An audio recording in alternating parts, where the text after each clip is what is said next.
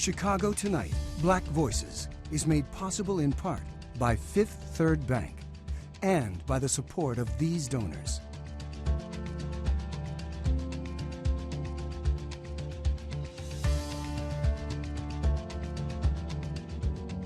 At Fifth Third, we believe when diverse voices are heard and empowered, communities are made stronger, lives are made better, and the future holds greater promise for all. That's why we're proud to support Chicago Tonight Black Voices. Together, we can make a difference. Together, we can drive change.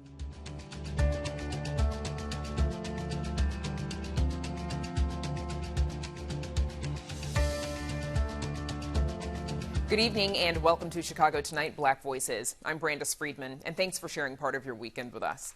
On the show tonight, with about a third of city council seats up for grabs, we'll take a look at what could be ahead for Chicago's alderpeople in a special Voices crossover conversation. Dispensary owners and advocates want Illinois to be more equitable in deciding who can legally sell and grow weed in Illinois. An upcoming event convening discussions centered on themes of injustice in Hyde Park. Human health is directly impacted by the way we treat the environment, and the way we treat the environment is impacted by human health. And a holistic approach to community health through a South Side initiative.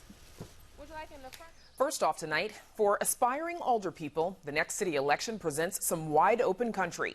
With about a third of city council turning over in 2023, political organizations are lining up candidates to duke it out and stake their claim on city council to help determine the future of Chicago. Joining us now as part of a special crossover with Chicago Tonight Latino Voices are Juan Murado Jr. with the Illinois Latino Agenda 2.0, Jamie Nesbitt Golden of Block Club Chicago, Chandra Van Dyke with Change Illinois, and Greg Pratt with the Chicago Tribune. Welcome back, all of you. Thanks for joining us. So, Chandra Van Dyke, let's start with you, please. What are the benefits that you see maybe in having a high proportion of freshman alderpeople? Yeah, so some of the benefits that we think of having a new slate of council members is the idea of no more business as usual. There is this possibility of reforming the way that the Chicago City Council has done business traditionally so far. There's also the possibility of communities having fair representation, which allows residents to push for someone that they feel will best represent the interests of their community and act on that, right? There's also the new perspective and the way things have been done and what we can look to see from the city council and the possibility of meaningful change and real engagement from people in the city of Chicago. I know for the west and south sides of Chicago, we are truly looking for some meaningful change that prioritizes the voices of the residents in those communities. Juan Murado Jr., do you see drawbacks in having 20% of the city council being new to that body? I think it really depends on who you ask, but I would say that there's certainly going to be some drawbacks. I mean, there's something to be said for institutional knowledge. At the same time, people who don't think things are operating the way they should be would welcome that loss of institutional knowledge. But listen, campaigning is much different than governing. And so we're going to have folks out there for the next several weeks out there making a lot of claims and promises. And when it actually gets to being in city council and, writing those ordinances and trying to garner the votes for them, it's going to be much different and could be difficult for somebody who doesn't have that experience. Jamie Nesbitt Golden, what are you hearing from Chicago's institutions and business community about this turnover? Well, I'm not seeing a lot of worry from them. I think since a lot of aldermen that they've dealt with are sort of developer friendly and business friendly, I think the idea is that will continue even when new aldermen come onto the council. But to Juan's point, I think a lot of folks are really looking forward to the new blood. And when I think of recent aldermen who've been appointed to the post, I'm thinking of Nicole Lee, who, when I speak to her, she's talking about how folks see her on the street and they go, wow, I've never seen my alderman in a while before. So, a lot of folks who are super excited about, having older people who are accessible, who, are dependable, who are reliable. So. Haven't seen an alderman in the wild. Some folks might say city council is the wild. Greg Pratt, what about you? Is there a sense of concern about instability? Well, I would say that that the city council is the wild. Just to be clear, I agree with that. But the instability is a real concern for some people who think that you don't want to go too far in the other direction and throw out the alderman with the bathwater. You know, you don't want to have a situation where you're just replacing with a place that doesn't respect or understand traditions. And one thing about people who've been around a while is that a lot of ideas aren't new, they're just recycled, and you understand why, you know, this didn't work the last time or why this was turned down the other time. And so there are some conservative institutions like foundations, like big businesses that are like, oh, all these crazy kids are coming in. And those people, though, they're not freaking out because they also understand that today's young reformers and all that, they're tomorrow's old guard, you know? So I think that there's cautious optimism, but there's also cautious pessimism, but it's a wait and see. Chandra, what do you make of some alders or alder people voting on that very contentious remap process that we saw earlier this year, and then only later on announcing that they're going to leave? How is that going to affect how City Council looks later on? Yeah, I think that many of us organizations, community-based organizations that did tremendous work around the remap project, there is a sense of disappointment, right? Because a lot of these alders knew that they were going to leave, but they still chose to vote and pass a gerrymandered ward map. But they're having this new sense of young blood, in a sense, on the city council will allow for us to see a change in the way that city council has done business, and to see a change in the way that community groups have been able to actually engage with the city council. And so we're hoping for some real good change. We're really hoping to see more transparency and efficiency in government, and also to see council members who will follow what constituents really want to see come from the government, the city council. Juan, you mentioned that, of course, running the government and, you know, passing ordinances and getting things done is very different from the campaign trail. How do you think the viewers, you know, what kind of learning curve, not viewers, but voters, what kind of learning curve are voters going to give the new folks who get elected? You know, I think just in general, some of that excitement about having a new representative, those who are going to have a new alder representing them, there's going to be some leeway there. There's a little bit of a honeymoon period. I think that honeymoon period can go anywhere from, 3 months to a year. It really depends on what's going to be happening in the city council in the next several months once they're seated. You know, one contentious issue, either locally or citywide, can take all that goodwill and throw it right out the door. So I think it's going to be incumbent upon those who are getting elected to make sure that they're setting their agendas up, learning the ropes, so to speak, getting those ordinances, filed as quickly as they can, and then trying to garner the support for them from some of the groups in the city who are looking for some change. Juan, what would be an indication to you that the city is moving in the right direction in the next election? For me, I think it would be just kind of piggybacking off what Chandra was saying. There's a lot of disappointment following the remap. I know that in the Latino community in particular, there was disappointment about there not being 15 majority Latino wards, but that's what elections are for. And so my hope is that we see a mobilization in the Latino community, and that there are going to be 15 Latinos elected to aldermanic seats throughout the city of Chicago. To me, that would be a great sign of progress to see the new Bridgeport or 11th Ward continue to be represented by someone from the Asian community. Now that it's an Asian majority ward, would be a continued sign of that progress as well. And then just maybe having some legislation that is focused on dealing with some of the problems I think that are really on people's minds right now. I mean, you certainly have their run-of-the-mill issues, crime and education, but we're going to be going through a huge change as a city with an elected school board, and things are going to start to get very exciting in the city. If you're interested in politics, that's for sure. That's for sure. Chandra, do all these open seats, do you think they have the potential to improve voter turnout? I would hope so. I was going to add to what Juan was saying. Part of what we hope to see, one is this new rookie-heavy city council would restore some of the trust that has been missing in communities and will allow people to feel that they can engage differently, right? More competitive elections. We want to see the representation happen in communities, but we also want to see communities be able to actually push for individuals that they feel will represent the voice of those communities. And so we hope to see a great voter turnout, but we also hope to see more competitive elections where people and residents in these communities feel that they can actually represent their communities and get out and actually compete for being able to hold these offices. Jamie, big question. Do you think this next election could signal the death of machine politics in Chicago?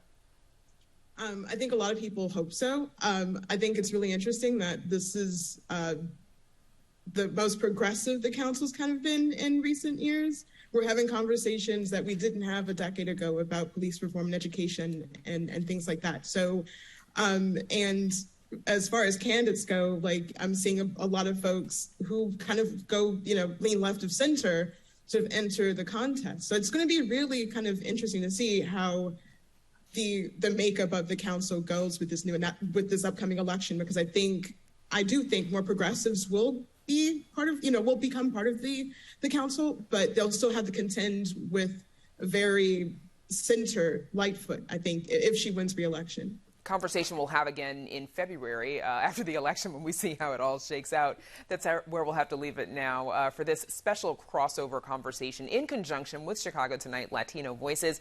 Our thanks to Juan Morado Jr., Jamie Nesbitt Golden, Chandra Van Dyke, and Greg Pratt. Thank you. Many of the systemic injustices explored in Richard Wright's 1940 novel Native Son, economic and housing insecurity, racist police, continue to echo in today's Chicago. On Saturday, October 8th, activists, scholars, artists, and journalists are convening at the Logan Center for the Arts in moderated discussions centered on the themes of injustice explored in that seminal work of literature. The symposium's organizers say their hope is for the conversations to be not only thought-provoking, but productive. The symposium that's happening on Saturday is it really focuses on a number of different themes. Richard Wright's Native Son, some issues.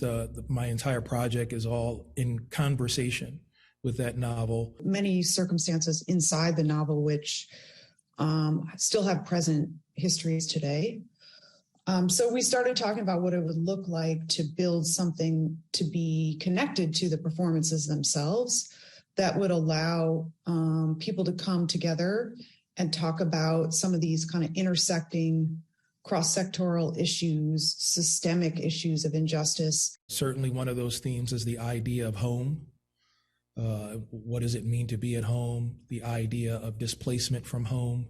We have another panel that is dealing with conversations around systems, particularly systems of injustice. So that could be our judicial system. We also have another panel that is about a different type of systems of injustice with respect to food insecurity or environmental injustice. And then finally, we have a panel that's dealing with how do we speak truth to power? How do we engage in conversations around these different issues and not just be woe is me about them and not just identify them, but actually have solutions and calls to action? Composer Dana Hall also developed a performance project around themes of injustice that will also take place at Logan Hall the evening before the symposium. You'll find more on those events on our website. Up next, calls for equity in the cannabis industry in Illinois. That's in a conversation recorded earlier this month.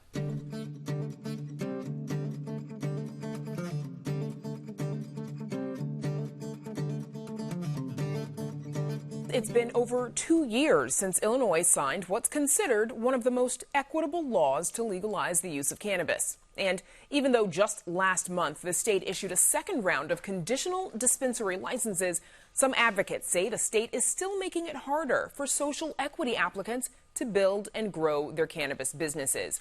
Here to talk about those regulations and the push to change them are Kiana Hughes, Executive Director of Chicago NORML, the local chapter of the National Organization for Reform of Marijuana Laws, and Christian Mitchell, Illinois Deputy Governor. Thank you both for joining us. Kiana Hughes, let's start with you, please. Your organization, along with two others, the Cannabis Equity Illinois Coalition and West Side Visionaries, say that the state's regulations are actually hurting efforts to grow your businesses.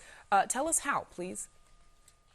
Sure. First of all, thank you for having us and bringing light to these important issues. We came together specifically for this press conference today to bring together all different types of license holders, because one of the things that we're hearing is that on every level, licensees are hitting obstacles that are being put in place or that are just kind of left in place, whether it's by actual legislation, whether it's by the rules, whether it's by the interpretations of the law. So, for example, you might have, there are some dispensary owners that are all dispensary owners. All you get when you get the license is a conditional license. Your license isn't real until you're actually able to open your doors. Well, as you can imagine, a lot of social equity licensees are trying to raise capital to get to the point where they can actually open their doors. One of the rules is being interpreted as saying that you cannot sell or exchange any portion of ownership or equity in your company in order to get investors for your business. So it's making it very hard for them to raise capital.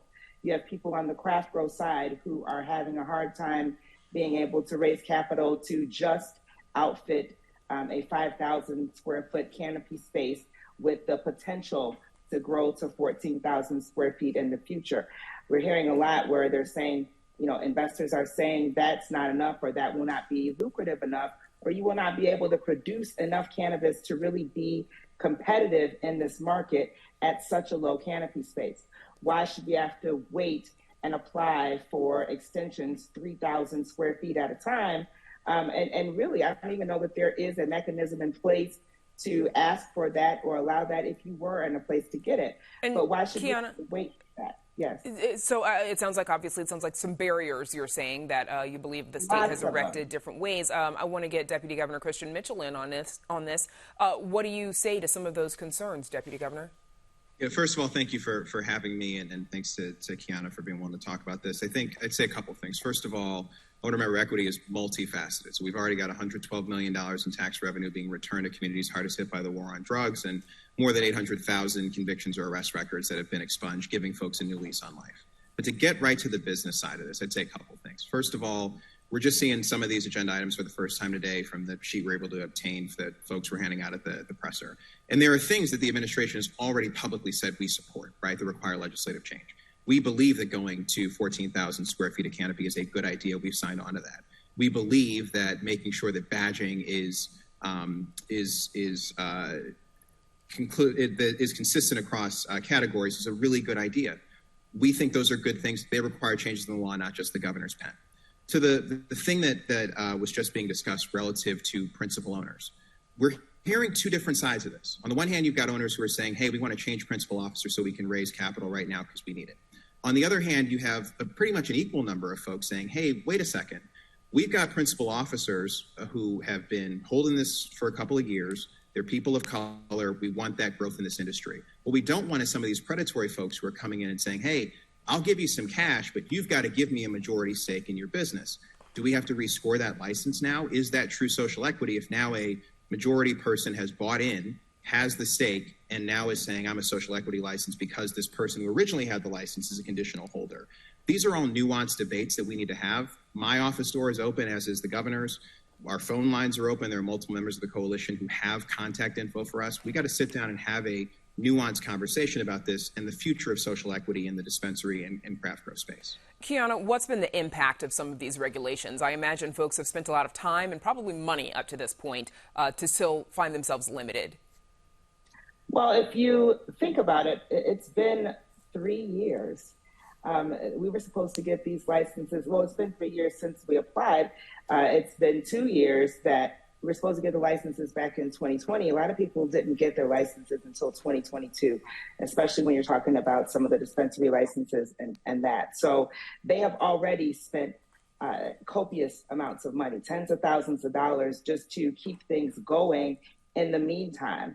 None of this has met anyone's expectations in terms of how it was going to go, or even what you might have explained to your initial investors or to your initial people. So we're happy to finally have a seat at the table and have an audience with Christian, with Lieutenant Governor Mitchell, or excuse me, Deputy Governor Mitchell, as well as Governor Pritzker, and anyone who can help us in this, because we have certainly been beating this particular drum and sounding off a lot of these issues for at least the past year. And now we're just getting, as more licenses are being released, we're just getting more and more issues and more roadblocks. Deputy Governor, what more could the state do to address some of these concerns? It sounds like a conversation needs to happen, but there are also changes that can be made both, through the state's regulating agency, but also through legislators. Yeah, I mean, look, we've got to all come together and I think work with the legislature to make changes. The canopy-based one is obvious. We do need to have this discussion about social equity in the conditional licensing space. Again, there is the one side that says, let us add principal owners and add cash. There's the other that says, well, if that means reduce Black and Latino ownership for folks who are currently social equity license holders, is that the right outcome for the state? Those are two legitimate sides to a debate. We've got to weigh that and come to a place where we can do something that meets the original definition of social equity and the expectations of the people in the legislature. On some of these other more technical issues that folks are talking about, for transporters, for infusers, many of those things are currently in the legislation, so we're going to have to negotiate that with the legislature.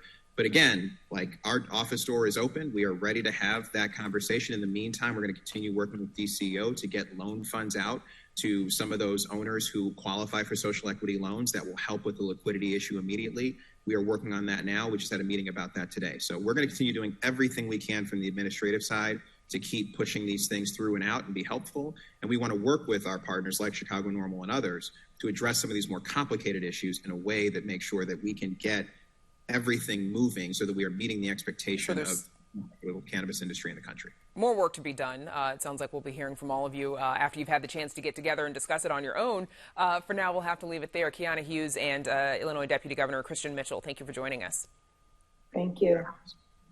And we're back with more right after this.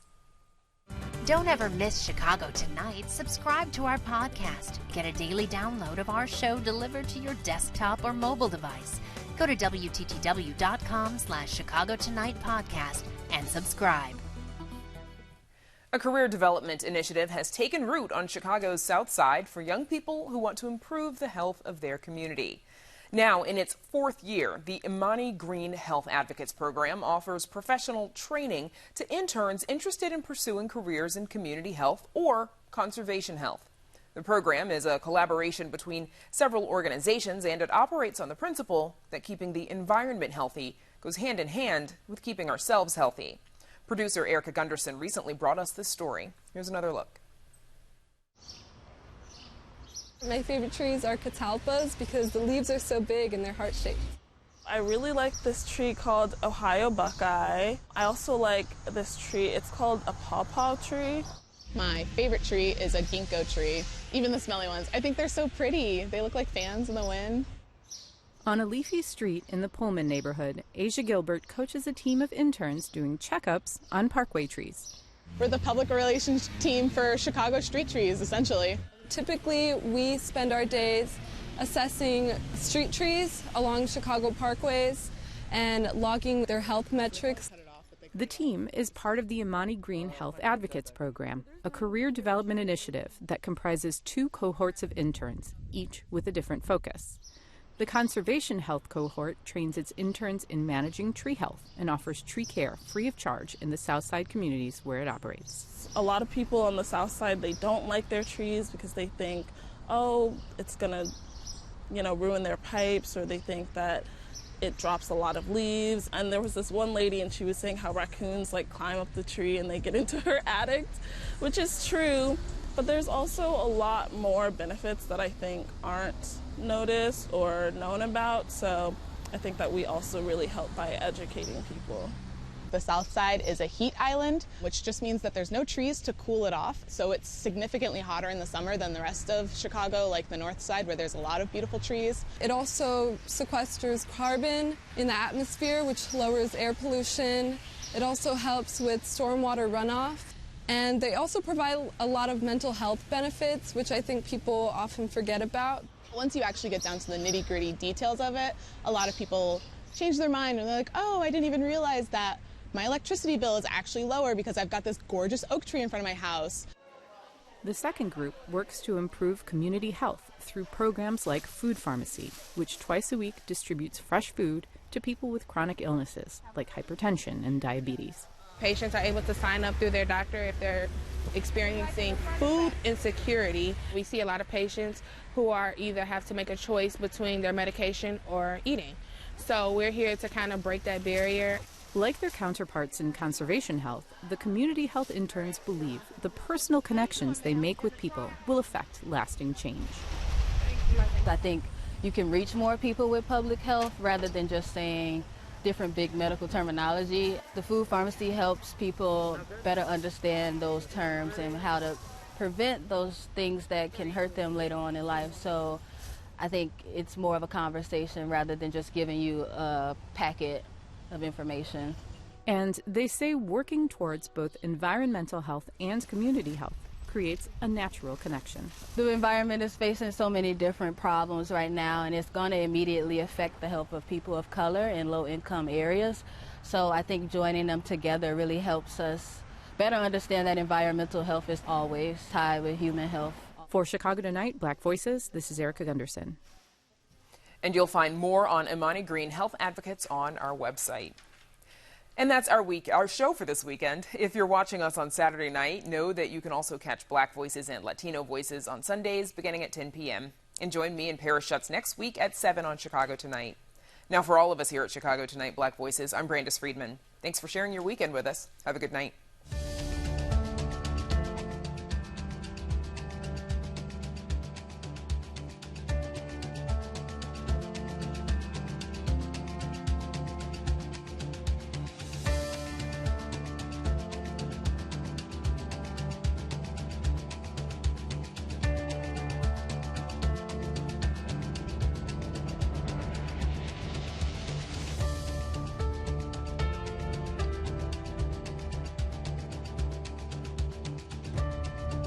Closed captioning is made possible by Robert A. Clifford and Clifford Law Offices, a Chicago personal injury and wrongful death firm that supports free educational initiatives in the legal profession.